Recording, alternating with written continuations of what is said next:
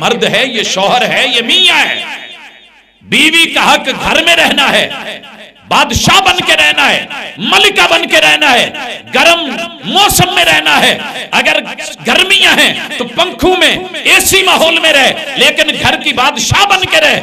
باہر کے معاملات رب نے مرد کے ذمہ لگا دیے ہیں، کبھی باپ، کبھی بیٹا، کبھی شوہر اور کبھی بھائی کے روپ میں.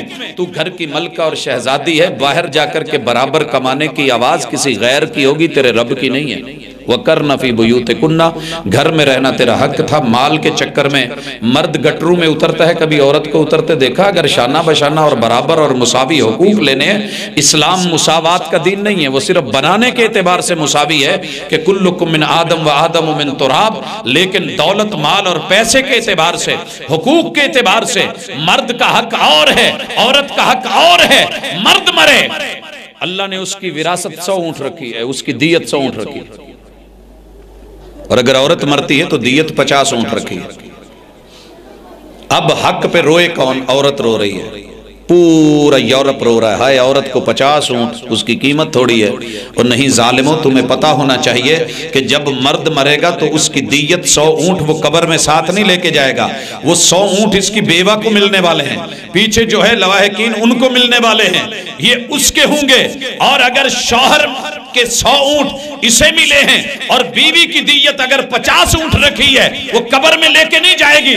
اس کے پیچھے کون ہے؟ اس کا شوہر، اس کے بچے. لہٰذا اللہ نے عورت کا پلڑا بھاری رکھا ہے.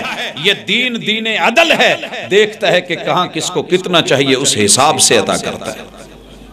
اس کے اوپر بولیے مت. میاں بیوی کے حقوق میں وراثت کے چکر میں بھی آ کے بات ہوتی ہے کہ بیٹی کو آدھا کیوں دیا جاتا ہے، پیچھے سوچ مال کی ہوتی ہے. وہ لوگوں تمہیں پتہ نہیں کہ جب بیٹی اس دنیا کے اندر تنہا ہوتی ہے، اس کو دینے والا ایک طرف باپ ہے، باپ فوت ہو گیا ہے، یہ بھائی ہے، اور پھر اس کو شوہر نے بھی دینا ہے، آگے بچوں نے بھی اس کے لیے کمانا ہے، اس کے چچے تائے اور ددیال ننیال سے آنے والے رشتے بیٹی سمجھ کے اس کے ہاتھ پہ رکھنے والے ہیں. لیکن وہ جو بھائی ہے اس نے اپنی ماں کو بھی دینا ہے جو بیوہ ہو چکی، اس نے بہنوں کو بھی آتے ہوئے کھلانا پلانا ہے، اور اس نے اپنے بیوی بچوں کو بھی دینا ہے، اور اس نے دیگر رشتوں کو بھی نبھانا ہے.